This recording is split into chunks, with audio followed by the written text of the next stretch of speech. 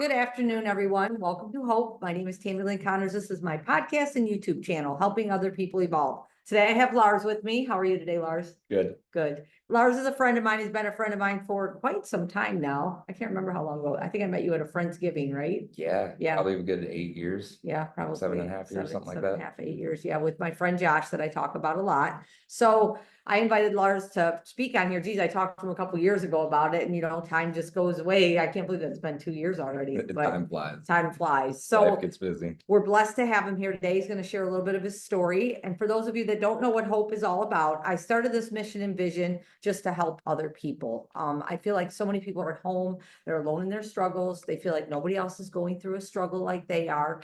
And maybe Lars's story won't be relatable to you, or maybe mine's not, but you can hear the story and know that you can get up out of bed and you can open your front door and you can walk outside and take a deep breath and know that really everything is going to be okay. We all go through struggles in life, which suck, but there are tools that we can use and there's ways that we can get through those struggles and, live a happier, healthier, better life, right? Absolutely. Absolutely. Now, are you from Toledo originally? Actually, from Swan. I was Swan. born out there in Denver, Colorado, but was only there for about a year. So Oh, yeah, so you don't. I consider Swan, no. Yeah, Swanton. Yeah, Swanton. that's the So hometown. grew up in Swanton, you went to school in Swanton and everything like Yep. that? Okay. And Yep. then, so your story is addiction and That is. recovery. Yeah, Yeah. it's part of it. It's a Yeah. big part of it. The beautiful part is the recovery, the addiction. Yeah, that was a good, I like to say about 18 years, 17 years of my life. Wow. Yeah. Yeah. So how old were you when you started like messing around with anything that became addicting? Well, I remember being young enough. I was probably 10, 11 years old when we're talking about any substance use. I mean, like cigarettes, you know Right. what I mean? Yeah. That was That's one of when I those. started. So, I mean, we're talking cigarettes, probably about 10 years old. Yeah. I grew up, I'm old enough, I'm 38 years old. So I was a little hellraiser, you know what I Mhm. mean? And are we allowed to cuss on the Yeah, you podcast? can. Sorry, anybody that's No, it's offended. okay. but- No, you can cuss. It's Cool. okay. So I was a little hellraiser, and we would, go to the local store and they still had the cartons of cigarettes Mhm. in there. And that was one of those things, you know what I mean? We'd steal the cigarettes and sell them to friends and do the whole 9 yards. Technically, I guess that was the first substance, quote You were an unquote. entrepreneur at 11. Yeah, but like I have one of those classic stories where I remembered it was New Year's Eve. I think I was, like I said, 11 years old. Mhm. And we were down in the basement. It was one of my, I don't know, second cousins or second aunts or something like that. And they always threw a big, New Year's Eve party. And it was me and my buddy and his sister and all the alcohol, you know what I mean? Right. And instead of just taking one sip, it was full board, you know what I mean? Balls to the wall. And that's, I remember loving it. Yeah. And as time progressed, as I went on, I mean, even by the age of 13, if I wasn't smoking weed and drinking every weekend, I felt like it wasn't anything. Mm. And again, I grew up in the trailer park, and it was kind of weird because I went to Catholic school, right? Okay. So I was like, it was at that young age where I started to see being the bad boy could have its social benefits. Mm-hmm. You know what I mean? Yeah. Especially, the opposite sex. Sure. And not only that, but the guys and, getting that whatever, quote unquote, street cred or Right. that, you know what I mean, Yeah. reputation. It was also bad because I remember being that young and seeing parents' faces. You know what I mean? When I come Mhm. around and be one of the bad boys, And at the same time, I kind of played both sides of the fence. I played sports up until I was about, I think, 16, 15 and a half. Okay. I was always heavily involved when I was younger in sports. So I had multiple friends, multiple, sets of people that People, I went out with. But primarily that was, I remember being at that young age and just wanting to live that, wanting to escape. Yeah. You know what I mean? Right. Bandage it all. Yeah. And it wasn't that, I don't know. I mean, I guess we can talk about it now. It's one of those things where my upbringing, my father and my mother were amazing. Okay. You know what I mean? Right. They always provided, they were always loving. There was times where it was there was times it was hard. My father, when I was born is when he got sober. Okay. Now, he didn't use a 12-step program or anything like that, but it took him some time to regulate his emotions, Sure. his anger, his other stuff. And it's not to say that he was a bad man, but being as a kid, I remember it affected me greatly. Sure. Hearing them argue, or you know what I mean, the outbursts and stuff like that. And I hate to say that now because I almost feel guilty talking about it, because the man he is today and was by the age that I started really heavily using, Right. it was my fault Mm-hmm. because he was doing better. Right. You know what I mean? Yeah. And it's hard for me to say that, but it's the reality of what we lived. So when I was younger, that was a small part of it. My inner, voice, that inner child, whatever you want to say, Yeah. always felt like wasn't good enough. You know what I mean? Always high anxiety, even at a younger age, and always wanting to fit in Mm-hmm. or find, my tribe. Right. Right. I mean? I But can totally relate to that. yeah, Yeah. and it was just, I never felt that. Mm-hmm. I always felt like the weirdo, even though I had people all around me. I was always part of, sports and stuff, but always felt a little isolated, or I, gravitate towards the people on the outer edge, so to say. Yeah. And eventually that's what I wanted to become and was. Mm-hmm. You know what I mean? I want to talk about that a little bit because that is a huge point, because we see people, and I'm like this too, or I've been like this. Like I have all these people, all these friends, all of this, but I never felt like I fit in. Yeah. And it's hard to explain, I feel like, but there's so many times that you talk to people and so many people feel that way. Mhm. It's almost like, and I would change that, and then I would change who I am to Yep. try to fit in, but I knew I wasn't fitting in. And I'd Absolutely. be like, this really isn't me. Where now, and that's my big thing now in life, is I'm like, I might not fit in now, but that's okay because I am who I am. I love You you, know, by the way. thank It's you. awesome I seeing appreciate everything that. you do. I appreciate that. But it's, it was Yeah. that thing too, like I'd hang out with the burnouts and I was like, I really don't even Yeah. fit, but that's where I could fit in the best, was with the people that Yeah. party, because I felt, I guess, more comfortable there. I Sure. didn't think I had to be like, playing football or whatever, like I had to be the star. I could Yeah. just get in there and be okay there, Yep. where I still never felt like I fit in. Yeah. And I think a lot of that, and especially when we come to being addicted and stuff like that, when we're using and things like that, we're just masking. Yeah. Because we really don't know who we are, and No. we're just trying to. And when you talked about your parents like fighting and you'd be in the other room, I can remember my mom and dad would fight and I'd just be in the other room and I'd be like, did I do something wrong? Is it my fault they're arguing? Just all of that. That was one of my first memories, was going down. My sister took me down to the basement, and I remember not understanding why. Yeah. You know what I mean? And Yeah. then it sucks. I mean, like, that's one of my first memories. I remember dressing up as Ghostbuster and doing that too, and Right, watching the right, movies, right? right. Like, you got those minimal first memories, Sure. but like that was one of them. Mhm. Yeah. And it's like I said, I feel guilty because they are the best humans. that I Right. know. Right. But they, I mean, we all grow, we all go through our pains, and we all learn how to adapt and become better people. Sometimes it takes longer, and sometimes things happen with the ones we love. Right. That was the reality of it, and it's not fair to me not to explain the whole situation of, Right.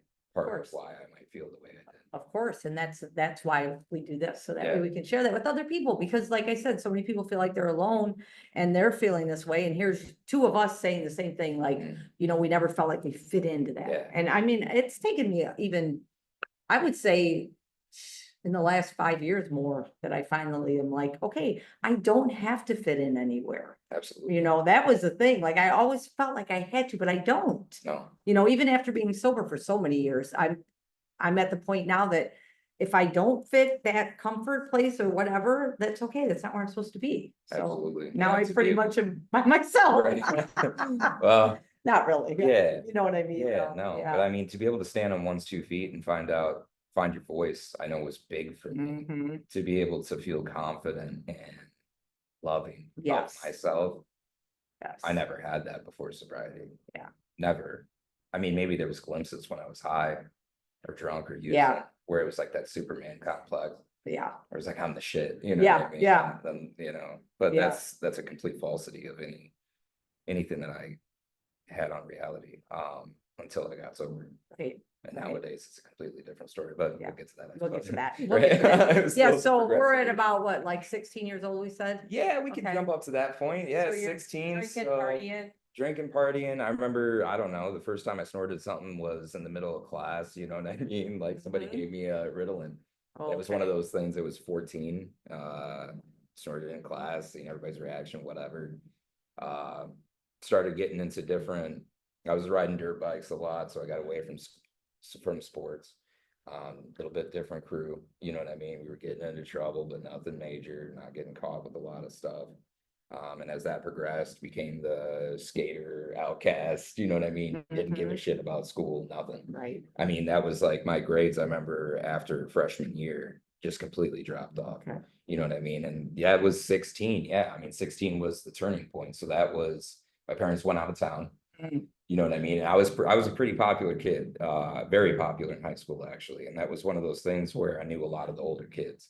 Even when I was a freshman, I was kicking it with everybody and going to college parties and doing that whole thing, you know? And I threw a big party and there's probably a good 120 people that came. I was living out in the country by then, so we got out of the trailer park, moving on up kind of thing, right? Right. And real quick, I want to say where he said that he lives in Swanton, Yeah. that's a rural area. Yes. Yeah, it's very rural. Swantucky. Swantucky, For we call everybody it, out yeah. there that doesn't know. That doesn't know the area, yeah, Yeah. Swantucky, yeah. So anyways, okay. So yeah, I had a big party and I remember the pregame was my buddy came over and it was the first night I did ecstasy. Okay. So my one buddy, you know what I mean, had a bunch of X pills, and then my other buddy brought over some oxys.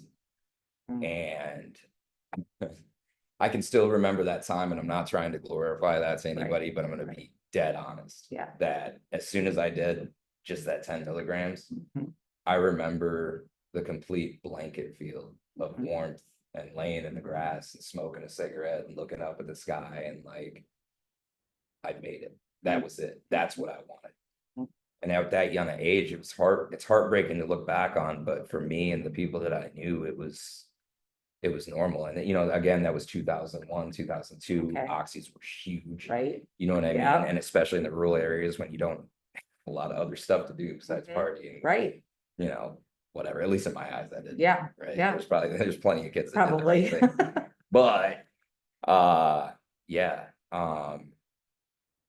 I ran with it. I remember using every day oxys for the first month and then coming down and hurting. I didn't even know what withdrawal was. That's how ignorant I was of what I was taking. And I hit my buddy up.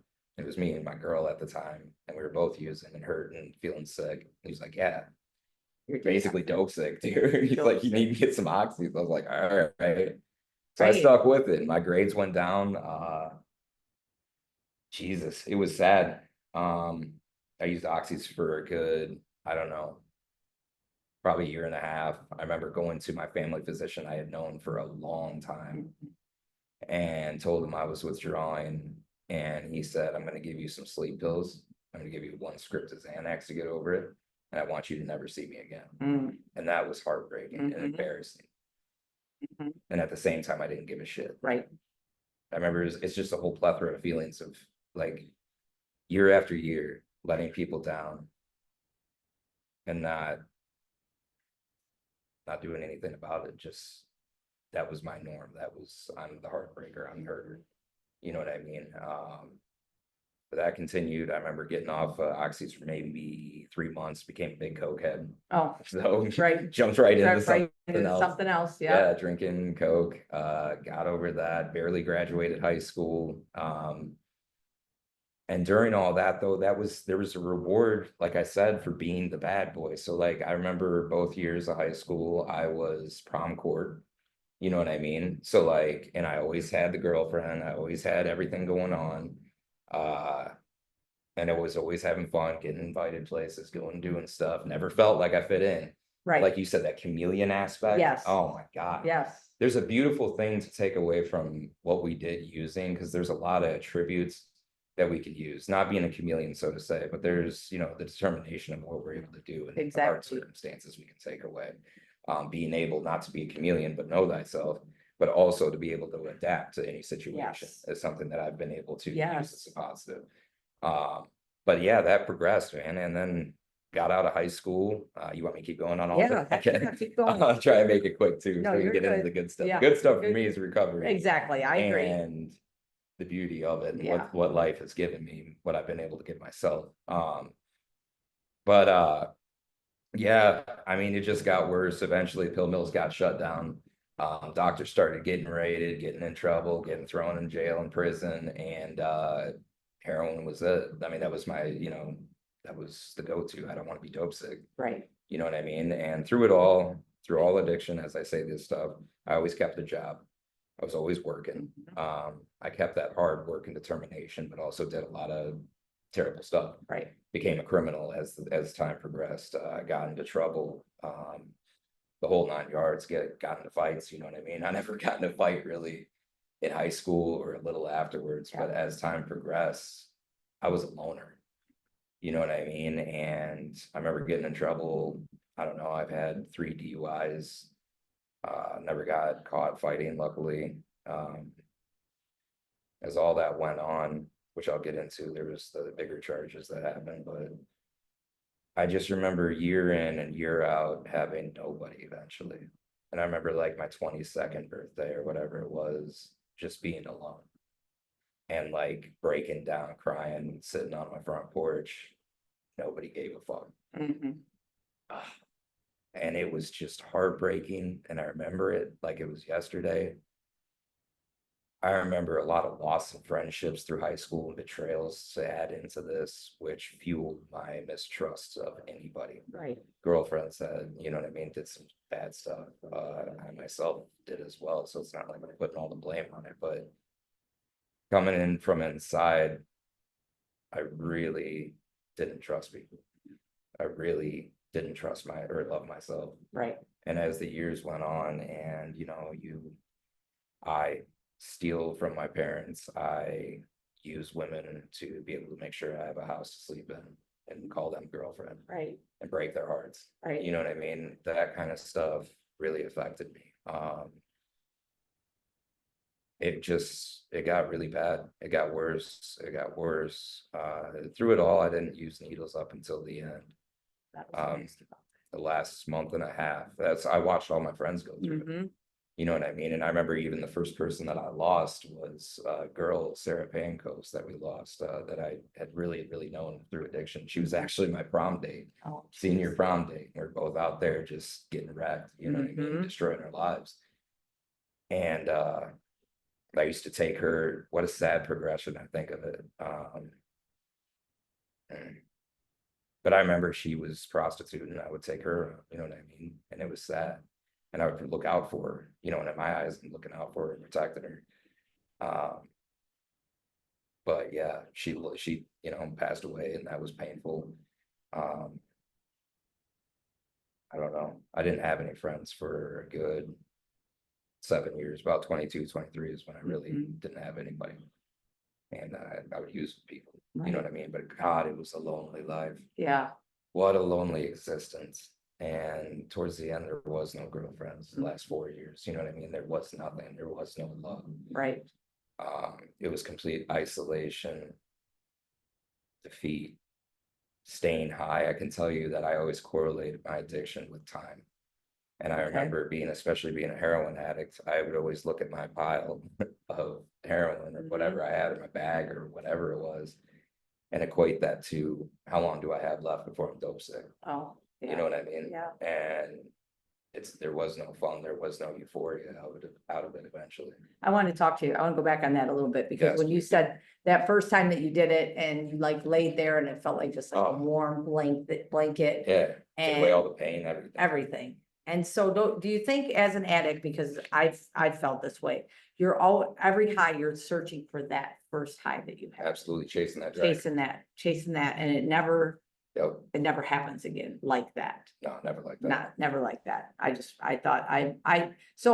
tried, and I've talked about this, I think on my podcast, I don't know if I did or not, but I tried crack one time. Yeah. And with my ex, because he was a crack addict, and I would wonder, what is it that's making you so crazy to want it, right? So one day he's like, well, come try it with me. Well, that was dumb.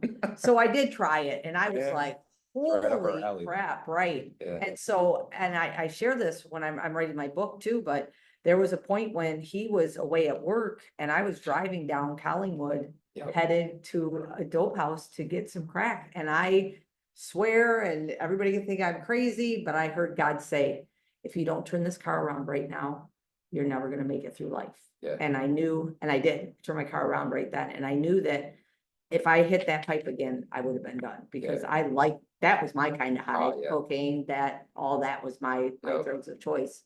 And so I remember that but I remember also, even the night that I did it, every hit, I wanted that first high that I had, and it Yeah. just never happened. So I hit it again, and I hit, That so. is literally, that's like, crack is the quickest way to equate that feeling. Yeah, You know what I mean? Because I've Yeah. smoked crack too, Yeah. absolutely, and I'll get into that. But like towards the end of my addiction, you'll never find it. no, And it's what it equated to for heroin. And that was my problem, is that I would stay high because I was such a hard worker. right. And then eventually, like I was saying towards the end, so being a criminal, right? Like Mhm, there was times I would do dirty work for the dealers. You mhm. know what I mean? I hurt people before working for the dealer. Yeah. I would fucking destroy property, making sure to try and get money. I would drive them around.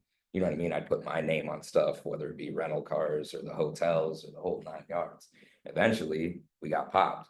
I remember what a crazy, crazy feeling that is to have. We had left the dope boy's house, and I had my buddy in the car, and it was agreed. How funny it was that Greed took us down. We already had dope. Okay, And we were like, oh, we can get better stuff. So why not? And we got more money. You know what I mean? So we went and picked up these two guys, went to another spot. It was actually not too far from here. It's crazy, down the way a little bit, but over by the UT campus. And we copped, we left. And I remember being surrounded at the red light right before the UT campus, and 5 cop cars. I remember getting hit from the back and then the front, and I remember having the stuff on my lap mm-hmm, and guns pointed at me, you know what I mean? And like, still had that feeling of like, oh no, I could bend down and do this. And my buddy's like, dude, you're gonna get shot. right, I was right. like, all right. So I threw it down, got arrested. And I mean, I don't know if it's a good or a bad thing, but that was the only felony I faced Okay. in my addiction out Mhm. of 18 years of using. Yeah. You know what I mean? Yeah. Starting off at 13, 12 and going up until I was 30. But that was not a wake-up call for me. It was just a timeout.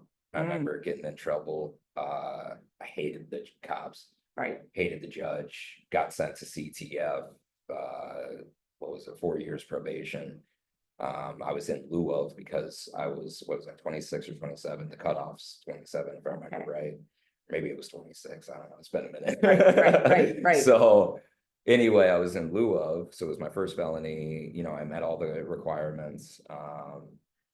And they were like, yeah, as long as you complete CTF successfully, as long as you complete your probation successfully, as long as you hit meetings, as long as you pay your fine, we'll expunge the felony. okay, You know what I mean? So I kind of at least had the wherewithal to be like, yeah, I don't want a felony on my record. 'Cause I Right. don't know what I want to do the rest of my life, even though I didn't think I would live that long. right, I didn't want to. right. I mean, especially, That was that gonna be gets in. something that I was gonna talk to you about. No, too. I didn't. Like, eventually towards the end, I'll talk about it. Anyway, so I got in trouble. And I remember going through all that, about 28, 29, getting out of probation. And I was just talking about this the other day. It's wild. But I haven't thought about it in a long time. But I remember going to the judge. As soon as I paid my fines, they're like, oh, you're off probation. And I was like, oh, that's all you wanted was money. Okay, Right. got it. But that was my negative thinking back then. Anyway, so I remember going to the judge, talking to the judge, and him being, I was like, all right, so everything's off my record, we're good. And I hadn't been using dope. Every once in a while I was drinking, you know, I was Right. hurting probation while I was dropping. Right, You know what I right, mean? right. Doing the before 80 days or 80 hours, you could be okay because Yeah. they do the ethanol test and all Okay. that. So like the whole 9 yards, never dropped dirty. I remember the minute I got out of that courtroom, I called my dealer. Mm-hmm. After being off of dope for, you know what I mean, what was it, 2 years, Wow, year and a half, 2 years, yeah, and being able to complete everything successfully, it meant nothing. It meant nothing, and I was right back at it. And my God, maybe there was a seed planted or something in there in CTF in those meetings, but I felt worse. It was the worst I felt. And can I stop you right there for a Yeah. second, because I want to talk about that, because I watched my uncle, he was sober for, geez, I want to say 15 years. And then he started, and it was alcohol, and he started drinking again, and it was like Oh. a snap of a finger, and he was worse Terrible. than what he was before. Yeah. And I wonder if a lot of that, not only the fact that you go harder, whatever, however it is, but now you have more guilt Yeah. and more shame. Like, I was off this for however long I know. and I went back. And now it's even worse than what I was before. That was terrible. Yeah, I've never relapsed, so I 100% think I'm so blessed that I never have, because I feel like that feeling has got to be just horrible, Yeah, it was. you know, and not only, because I'm sure there's people in your life that were like, yes, you know, Lars is doing great, he's Yeah. been sober a year and a half or 2 years, you know, and Thank then. God for the courts. And Right, the thank God cops, for the right? courts and the cops, and he's doing great, and then Nah. bam, so not only are you letting other people down, but then yourself too. 100%. Yeah. And it wasn't my only relapse. And I mean, I had tried other programs through all this. As a quick side note, Mhm. I tried, well, not like rehabs, but I did the Suboxone programs. I Okay. did all that stuff. For me personally, I'm not here to say it's good or bad, whatever works for somebody. You know what I mean? But I know long term for me, Yeah. it ain't good. No. I mean, I could see something like that being used to get off the withdrawals, and then Mhm. let's get back into what's really hurting us, which, as we find out, has the drugs and the drinks just symptom for what our problems are. Exactly. But as you know what I mean, I tried all of it. I felt like Tony Soprano at times talking to these therapists and like just like wanting to believe it, but you're manipulating the system, you're manipulating the game, you're manipulating yourself in the end. And it was just such a farce. You know what I mean? Yeah. I went on though, and I was bad. I remember the first time I really tried to get sober. I'll try to make this one quick to get towards my breaking point, my rock bottom. Yeah. I remember the first time in my life when I was about 30 years old, I was dating this girl. We'd breaking up or going back and forth. She did coke, drank and stuff, but didn't really have too much of an addiction problem. Okay. She didn't. Right. I did. I remember me and her had broken up,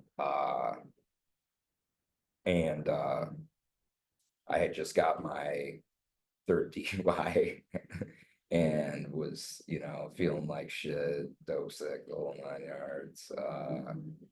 I remember breaking into her house after I got out of the cop shop and taking a ton of sleeping pills.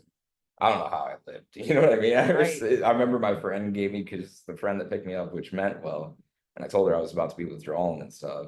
She picks me up, she gives me a whole handful of pills, like, yo, this could help, da da da.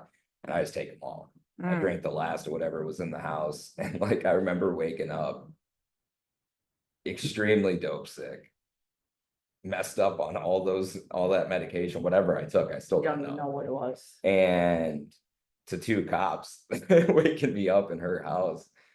And I laugh, and it's sad. Maybe I laugh because it was so sad. Yeah. It was what a pathetic moment it was. And I mean, like, but she wanted, even though we were done, she still wanted me to do good. Mhm. Her family did. Yeah. And so the cops were like, well, listen, she's not going to charge you with trespassing when we take you down to the South Center. And I was like, okay. I Yeah. don't even know what this is. Right. Any of the rehabs. But that's when my first real try, something clicked in me that day, and I wanted to stop. So I tried stuff for a while. Was doing halfway good. That's when I first really got a taste of the steps. Okay. Was with my old sponsor, and thought I was doing good, but there was still, like that ex calls me up, and I'm 3 months in, and she's like, "Hey, do you got so and so's number? We want to do some coke. Can't wait till you get out, party again. Yeah. Learn how to handle it, right? Right. Because that's what the steps are for, and that's what what I mean." Rehabs for, so you can learn how to drink. Right. Right? Learn how to handle it and control it and everything else, right? Eventually it ate at me, and I wanted Right. to go back out. Mhm. You know what I mean? So I went back out. She picked me up for a weekend because you got a weekend pass, and first and only time I did meth, why not? I'm gonna relapse. Let's go hard. Right. Down south in Hocking Hills, partying with the good old boys, you know what I mean? And that's what we did. It was Wow. crazy and terrible. And so that progressed as a quicker progression towards the end.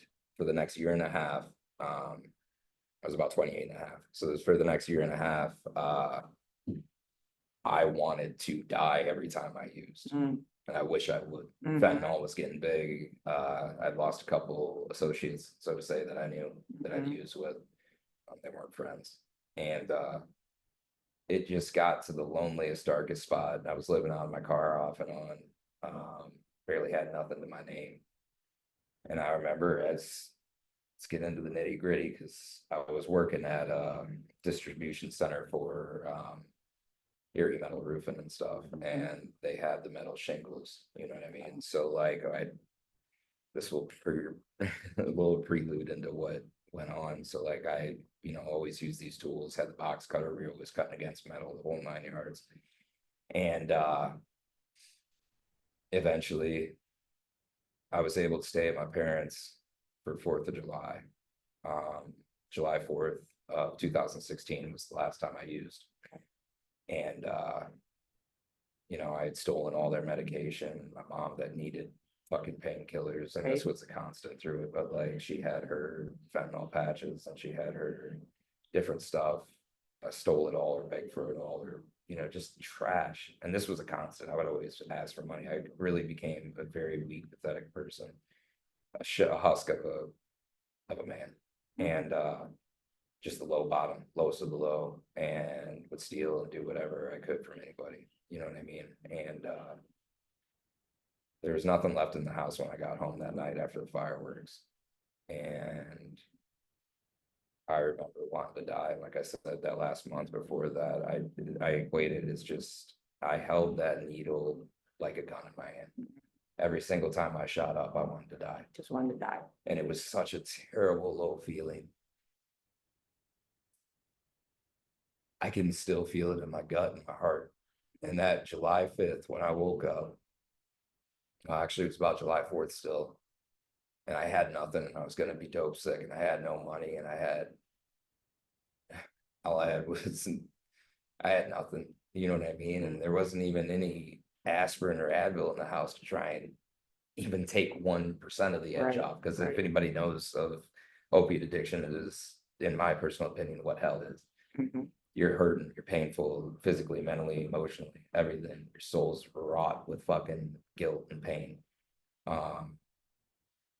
So all I could find to try and end my life, which is what I was going to do that night, was the bottle or 2 bottles of cypriol alcohol. And I Googled it.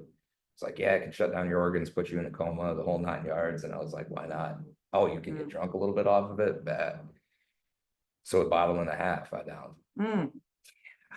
What a crazy, dumb thing.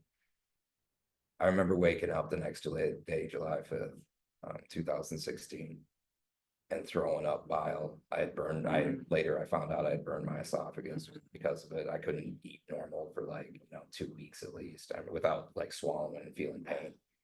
And I'm dope sick, I'm knee knocking, I'm hurting, everything, every hair on my head hurt, everything hurt. And I remember being very weak because of that, the cypriol alcohol and being dope sick. And I was done.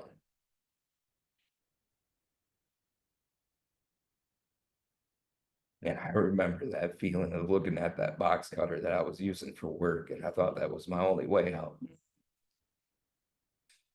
And I remember taking that box cutter, cutting this open, trying to cut my wrist.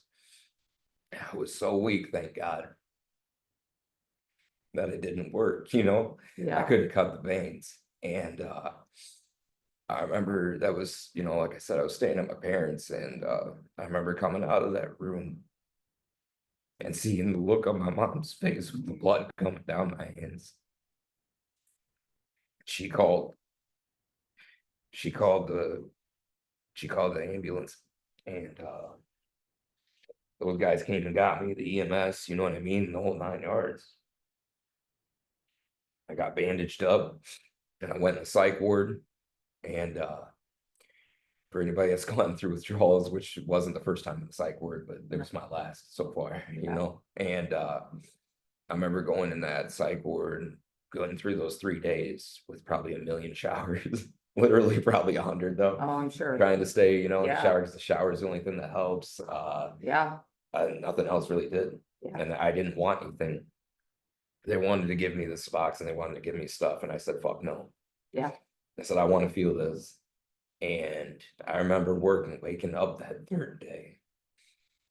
And I'm so glad I can feel all this still. Because this was my surrender, and this is what keeps me perfecting and keeping step 1 perfected.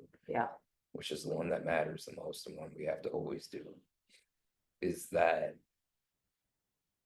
I got down on my knees, and it was like a movie moment. The light was shining, you know what I mean? And I remember being in that, and there's just those little slits in the windows because it's a psych ward. but that light was shining so strong. And I remember getting down on my knees and praying. Not a foxhole prayer to take away the pain, but the prayer, first prayer I've done in a long time since then, or at that moment, Mhm. to help me be the man I needed to be, Mhm. help me find sobriety, help me be what I was meant to be. And that was my start. I mean, I remember being in the psych ward. A few people visited me that are still friends to me to this day, and I'll never forget them. Mhm. Those were those shining moments. Yes. Oh, Yes. You know, I'm gonna stop you oh, so that way you can kind of take a drink of compose. water and compose. Yeah, because man, it's heavy. It thinking of is, all it that is. and the And- love that they showed. And the one thing that I tell people that are early in sobriety, when I'm talking to them, I'm like, never forget how sick you were that day. Never. Never forget why it is that you decided that I'm done with this. Yep. Because just watching you go through that, I remember my day too. I remember looking out the window, and my dad died when he was 34, I was 13, he drowned in our bathtub. And I was at the point, I weighed 85 pounds, you know, my cheeks were sunken, my liver was failing, my pancreatitis, you know, I'd had like 3 times. And I knew looking out that window, I got fired from my job, thank God, that day. Looking out that window, that my son was gonna find me like I found my dad. And I remember the same. I laid on the floor and I just said, God, I need you, Yeah. and you have to help me become the person that I'm supposed to be, because I know this isn't who I'm supposed to be. Yeah. And I'll never forget. And the same thing, like God had placed people in my life that forever I'm grateful for too, Absolutely. because they were the ones that showed up. Yeah. Not the ones that I partied with and all that. These were people that like literally showed up for me and Absolutely. are still there for me. Yeah. And so I think that that's so important for people to hear that. Like, sure, you're okay, I'm gonna get sober because whatever your rock bottom was, but then I think people tend to forget why they got sober or how they felt that day, like you're saying right now. You know, you can and you know, you want to forget it, but you don't want to forget it. Never. Never. I'm Because I proud think to be it's able to remember. exactly. Yeah, exactly. And I'm so happy that you were too weak to use a box cutter on your wrist. I'm glad I suck at suicide. Right, I'm glad you suck at suicide I can too. say that in the leads Yes, and stuff. It's yes. just, it's comical to a point now. I Right. mean, like, Jesus. But God had a big purpose for you. So that's where we come into your sobriety now and what you're doing. Yeah. So, I mean, Yeah. that was that moment. So it was cool. Like it got me, my mom told me none of the places were open, the rehabs, right? Okay. Nobody was taking people, the whole 9 yards. There was one place up in Flint, Michigan, which, you know, I didn't want to go to Flint. I didn't know anybody, but Right. if I had to, I would. And Right. I called my mom after talking to this spot. And my mom's like, listen, you're still alive for a reason. Mhm. Whatever place accepts you first is where your higher power / God wants you to be. Yeah. And then I got a call from the Salvation Army. Mm, Yeah. yeah. And you know, Yeah. that place holds the biggest, most beautiful feeling in my heart. I love the Salvation Army. Mhm. And I met the best people and the closest brothers that I've ever known from there. And they said, listen, it was Chris. Hey, we got a bed open, you know. What's your name? Give me some information here, and well, we can get you in tomorrow. Yeah. It's like, all right. So I remember 2 friends, one of them who had went through the Sally, and his girlfriend came and picked me up. It was actually his girlfriend because he was working that time at that point. And I didn't even have shoes anymore. I walked out of that hospital with socks, and she bought me some sandals, and then I got to the Sally, and then, like, you know, clothes were provided and shoe, you know, everything was provided for me from people that donated, that had a good enough heart to do so. Right. I learned a lot of valuable lessons through the Salvation Army, even before I started working in the 12-step program. Okay. But that was, you know, at first, so anybody that doesn't know, we used to get a maximum of $15 a week, but we would work 40 hours. Okay. And I got to be on that Salvation Army truck, you know what I mean? So I was out there moving, I was losing weight, I was getting back in shape. I loved it, but we only got $15 a week. And I remember it's something everybody went through. It's like, man, we should get getting paid more, you know? Right. This and this. As time went on, and after about 3 weeks of me getting my head clear, I seen why It's because we were working and I took a lot of pride in the work I did for that 6.5 months I was in that rehab, because every single day I took care of every single box that we could to make sure that that store could sell that, because we were keeping the doors open for the next sick and suffering addict So important, that didn't have any shoes like me. Right. You know what I mean? right? That needed the help. Yeah, And I took pride in that, and I still do. yeah. You know what I mean? I learned how to work sober. I learned how to be a friend to brothers and what having a friend was like again after so many years. You know what I mean? Yeah. And I got to meet amazing people. I was a good friend, Brian and Colton. Colton is still around, you know what I mean? It's a great man. It's one of my best friends. One of the two that I was talking about. Yeah, That was before we started. yeah, it was, we'll talk about that. And But yeah, but that's where I met my brothers at. And yeah, got heavy into the steps, mhm, loved it, took it to heart, which is what matters, at least for me. And got into committee work, did the whole thing, you know what I mean? Even being in the Salvation Army, I was still making sure to have time to be part of a committee and help out. Said fellowship, I don't want to use names, and out of respect of traditions and Sure, stuff that we sure. have, but I got to be part of that. And I remember going, leaving the church after Sundays and it being, 10 degrees outside. Now, just so you guys know, I used to have a beautiful head of hair, big beard. I did.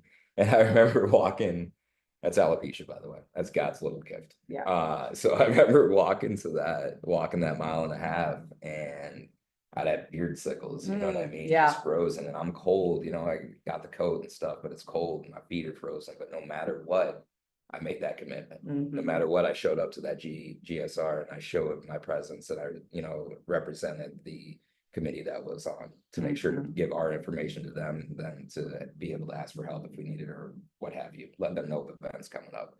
I took pride in that. Yeah, And as this progressed, I learned how strong I was, mm, who I am, what I'm made of. To feel that after so many years of self-hate mhm, and destruction and destroying people's lives, to be able to start to show love and be there for people and hear people's pains and make sure guys stayed in the rehab because they were worth it too. mhm. Ooh, Oh, that's, yeah, I loved it. You know what I mean? And I yeah. grasped onto it, man. Just like it says, like only the dying can. I grasped onto all the steps, everything I needed to learn, all the lessons that it gives us and the promises and the everything, every aspect of it I grasped onto, and I still do to this day. Mhm. Um, but yeah, time moved on. I did steps. I remember, so here's where I cut back to my dad and my mom. I remember doing the 9th step and being able to make amends. Mm, And I Yeah. remember I did it with my mom separately, yeah, and we sat down and we cried. And she said sorry for her parts because she seen that I was able to own even the smallest part. And to have her sister, I was like, okay, well, you don't have to. I was fucking crazy. Right, I was a wild right, alien, man. right. And she did. And then the big one was my dad. I remember taking, every aspect, and I still, you know what I mean? I wrote down 2 pages of it, of what I was sorry for. And after I said my sorries and owned my part of it, I said, what can I do to make it right? Mm, He said, well, you can start by listening to me. And he apologized mm. Cool. for all that heavy shit that when we were younger, Mhm. and for things he didn't have to. But at that moment is when me and my dad started the best father-son relationship we could ever have. I made sure not to talk to them, by the way, on a quick pointer, until I knew I meant What you were saying. and staying sober. Mhm. So for those 4 months, I didn't really talk to them. Mhm. I didn't talk to anybody that I needed to make amends to, because I wanted to fucking mean it, because I said so much bullshit before. Mhm. And right or wrong, that's what I did. And what a powerful moment. We grab, you know what I mean? We help each other. And yeah, He's one of my best friends and It's the best awesome. father I could have. It's awesome. And so we go through that, and sobriety goes, life has its ups and downs. I don't know. That's Life, kind of so that's yeah. a good point that you just said. Life has its ups and downs. So, you know, many times people in sobriety or whatever it is that they're doing their drug of choice or whatever, they fall back because of a low that happens. Yep. And I've talked about this so many, it's like that little, so what I feel like, it's just my feeling on it, is a lot of times people just don't use the tools that they have. And, Absolutely. you know, and because it's so easy to say, well, this person passed away, so I'm really sad, so I'm gonna go ahead and drink again or whatever it is. And somebody out there that's not that true friend's gonna be like, yeah, I get it. I understand. It's Yeah. fine. I had a dream, and I share this a lot because I really didn't get the reality of it until about probably 3 years ago. So my bonus son in 2012 was killed in a single car drinking and driving accident. Nick and I had never drank together because he was never 21 before I quit drinking. So the night after he passed away, I had this vivid dream, and Nick and I were up in Detroit for whatever reason. And he had either a martini glass or a margarita. I can't remember, but it was huge. And he handed it to me. He's like, here, Tammy, drink this. And I was like, Nick, I don't drink. He's like, it's okay. You can drink it now. And I remember waking up, and I just was like, yeah, I had the crazy dream that Nick was having me have a drink. And reality hit me like 3 years ago. Like that was temptation, whatever you want to say. I never try to give the devil that much credit, but saying to me, it's okay. People will understand why you started drinking again. You know what I mean? And so I think so many people use those lows in life to for excuses. And you said two friends left. And I know that I met Lars through our friend Josh at a Friendsgiving, like I said, and Mike Henderson. Yeah. Mike and I are good friends too. I love, Mike. that's where we last time we saw you. Yeah, it was. Was it Cedar Creek? That's right. Yep, yep. And so, Seth. yeah, Yeah. for Seth. Yeah, that was awesome. I love Seth too. Yeah, and so, Mike's the man, by the way, if you're seeing this. yeah, I love him. Actually, I have a podcast where I actually went to his church in Chicago. Did you? When I was getting ready to do my 50 States of Hope, which gas got too expensive and I couldn't do it, but I spoke at his church. Yeah, and it was really cool. But throughout that time, I know I didn't know a lot of the people, but I do know, like, we lost Josh and Chris. Yeah. And you know, I had just met Chris at that one Friendsgiving, and then shortly after that, we lost him. And I remember sitting at that table with him, and he was like so strong in his talk to me. Yes. You know, but I feel like sometimes we're so strong in our talk, but deep inside it's still there. And so I guess maybe we could talk a little bit about what tools do you use? Like, because how many of those friends have you lost? I remember when COVID started was also the start of, so I just had my child, everything else. Right. It was a lonelier time for everybody, right? Yeah, right. And I was raising, a baby with my ex and everything else. And I felt very isolated, not seeing people a lot. The job I had was a little busy. And that's when 4 years straight of losing the majority of people that I was close with in sobriety. Now, I mean, when I say close, I mean best friends and brothers. Yeah. So far, there's been 13. Mm. And, I remember Josh, Brian, one of my best, he was one of my best friends. And me and him and Colton lived together for 3.5 years. And that was the start of it, and how heartbreaking that was. But no matter, I miss him every day. I was thinking about this. It's like I can remember all these guys' laughs. Mm-hmm. And then I remember the music they shared. Like I've been having music pop up I haven't listened to in forever. Yeah. And it's one of those, like, at least, I don't know, whatever in my mind, or I don't know, my sentimental, emotional ways, I think, you know what I mean? It's 100% though. Yeah. Saying what up. And then I've been rocking out to it again. You know what I mean? And Yeah. I love that. But like, when you just said that, I just did a podcast 2 weeks ago, or 3 weeks ago, about the signs. Yeah. Like that, like I say, I know my mom's not a butterfly flying at me, but I do know that to me is God's way of like, hey, she's here, you're doing okay. Absolutely. And Josh and I was Toby Mac and Corey, Asbury's Reckless Love are our two songs. And so whenever I be thinking about Josh, I swear Reckless Love will come on or a Toby Mac song. And I'm like, okay, Josh. Yeah. So, And yeah. that's what it was though, yeah. So like I remember the only time I got out or out of the house besides being with my my ex fiance and my child was for 2 weeks was going to the next funeral after the next funeral. And we just lost and lost. And through it all though, for one, sobriety taught me I can't be a victim. Right. What that means is I can't succumb to my own shit. No matter what happens in this life, I have a responsibility to stay sober. Yeah. I have a responsibility to successfully complete step one every day and work on the others as I progress. You know what I mean? And try to help somebody else out. And that's, you know, what we're as. But it was heartbreaking. And I've been there for the families and I step up and I always try to remember, you know what I mean, share the stories or to be there or just say, but go stop in and see them. Right. To let them know how much their son or daughter meant to me. That means a lot to them. For sure. I miss them all. Greatly. And there's times I wish I could sit there and, you know what I mean, laugh with Josh. Says that Josh was funny as shit. Yeah. Me and him would always have fun, and when we're all working at ICE like we did. Yeah. He's a blast. Oh yeah, I that's know. where I met you working Yeah. together. Was And it but he'd always have something funny to say. You know what I Yeah. mean? He'd always listen, he'd always answer my call. It was like that with a lot of the guys, and I'm able to know who I am, and I have the ability to connect with people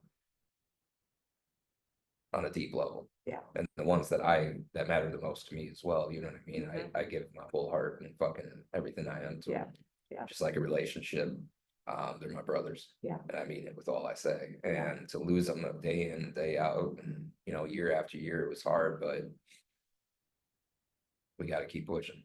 And in their memory, and the best thing I can do is to, you know, feel what I feel, remember the good times, remember their laughs, like I said, but to emulate their best characteristics, to be there for their family when they're not able to be present. Is there times, and you want the real hard part of it is it pisses me off too. Yeah. Oh There's yeah. times I'm mad at. Yeah. Oh It's yeah. like you guys could have fucking been here. Right. You know what I mean? Right. Could have And picked up the phone and called me. yeah. And could still be here for your fucking family. Right. So I mean, maybe that's the selfish part of me, but that's the real part of me. Right. I'm not gonna bullshit like that's not who I am. Right. But I love them at the end of all of it. Yeah. And I'll do anything I can for any of them. And that's staying with, you know, connected with Donna and doing the whole 9 yards. The beauty of what the steps have taught me and what sobriety has taught me is that to always be ready to give a helping hand to those that need it, or to help those that can't help themselves. Yeah. And within reason, not to go outside your means, but at the same time, do all you can for those that need it. And not just in sobriety, but wherever. Yeah. And that's something I truly hold near and dear. Yeah. I'm the one that, you know, runs to the people that need the help. I'm the one that runs at the fire, so to say. And I like putting in the work for those people that, you know, can use it. Yeah, that's awesome. And that's a lot of probably because you remember how it felt. Hell yeah. Yeah, you know, and then you just showed that today for sure. Yeah. And I know now you have a little girl who's 4. Yeah. Yeah. Aria Grace Jangquist, my little angel. Yeah. That's and awesome. Yeah. She's a spitfire. Yeah. That's awesome. But she's got a great heart. Good. Yeah. She's my kid 100%. Well, got a great dad. So yeah. Thank you. That's awesome. So. That's nice of you. But yeah. Well, I'm glad that we finally got to chat. It was good. I think it was amazing. I love your story. I love, I didn't know your story. That's the other thing, you know, a lot of times I interview people and I don't know the whole story, right? I know that, a couple years ago, we were actually invited, our friend, PJ she spoke at my first night of Hope, and she started, a Not in Vain. Bring it up. She started a Not in Vain group, and, on Christmas, like 2 years ago, me, Lars, Juan, Erica, and Donna's sister, Jenny, were all invited to serve all of them. And not knowing what we were walking into. Had no idea. And the thing is that somebody said to me right before we did that, like, do you feel comfortable doing that? What do you think? Don't you think they're looking at you like, why couldn't my kid make it? And I was kind of like, wow, that is pretty deep. Like, okay, so humbled to be there, period, and be able to serve them and love on them. Yeah. And then at the end, PJ turned it around to us, made us her superheroes. And it was amazing. It was really one of the most humbling, amazing days that I've ever had. Like, Yeah. she presented us with blankets and just gifts and just, it was just so nice how they treated us, knowing that for me anyways, knowing that their child isn't here anymore, Yeah. and I don't know, I don't even know how to explain that day, but it was amazing. And It was through powerful. all of my journey of sobriety, I met the best people in my entire life. And I know that God puts them in my life for reasons. Absolutely. We might not chat all the time, and I happen to reach out to you because I think I saw a post or something. I was like, you know what? I told him I wanted to be on my podcast, and I keep forgetting, and I Yeah. need to get better at that. And I thought, I'm just going to reach out. So I always feel like the timing is when the timing's supposed to be, Absolutely. and this is the time that it was supposed to be. Yeah. So I really appreciate you Of taking time out of your course. day. Yeah. No, I mean, this is it's very much an honor, and to be able to, I can tell you, to where we were both at, Yeah. and to be where we're at now, and to, I don't know, to be able to experience life to its fullest. And I know you give back just as much as I try to. Mhm. I remember, what I mean, like I said, from being homeless to now I'm in the pursuit of becoming a firefighter, actually, Okay. before I'm 40. So like, Okay. I'm doing all this stuff, and like I look back sometimes, and you know what I mean, take a step back and look at life, and it's just such a trip. Yeah. And I'm so like, I'm glad and blessed to be the man I am today, just as I know you are, Yeah. to be the woman you are. Yeah. It's a beautiful thing.